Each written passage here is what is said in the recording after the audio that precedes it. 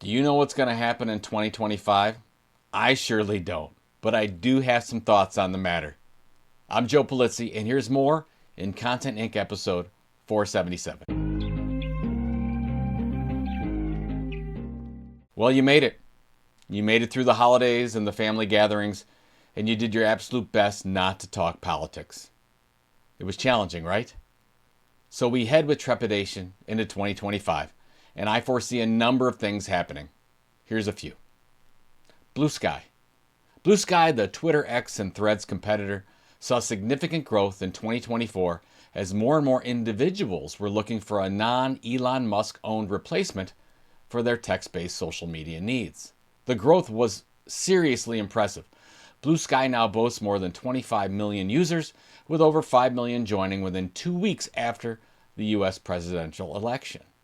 Now, what I like about Blue Sky is its lack of algorithms. Apparently, it doesn't use any. If you want to see certain news, you'll need to follow people. You won't be shown content based on your history or your content patterns, unlike every other platform. So good on them. Unfortunately, it also inhibits growth. I predict Blue Sky will be amazing for a small group of people, but will never come close to the user base of Twitter/X. Now, speaking of X, for a couple $100 million in support for Donald Trump, Elon Musk bought himself massive influence on the future of the United States. Twitter/X will surely benefit from this. In 2025, I see X growing revenue for the first time since Elon took over, and I'm also anticipating that Truth Social, DJT's social media app, will fold into X sometime during the year. I predict that researchers will identify a major mental health issue. The average American spends 5 hours per day on their smartphones, and about half of that is on social media apps. More than 50% of teenagers spend 4 hours on social media per day. More and more studies are confirming this type of usage negatively affects sleep, attention, academic performance, physical fitness, and contributes to social isolation. Depression and suicidal tendencies are growing, and there's not much good that comes from this type of behavior.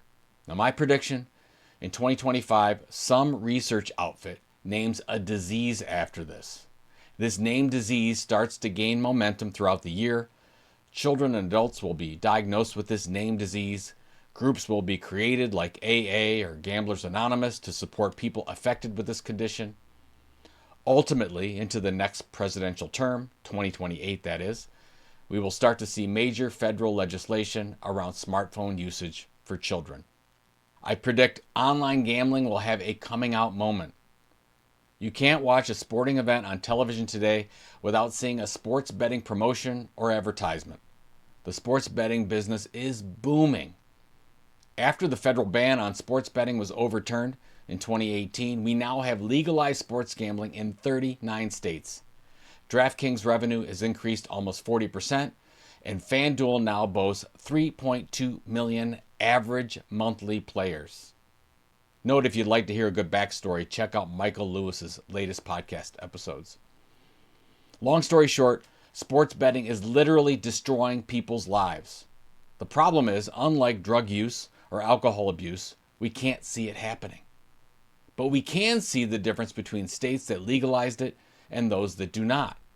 In states that have legalized sports gambling, bankruptcies are significantly up, suicides are up, depression is up.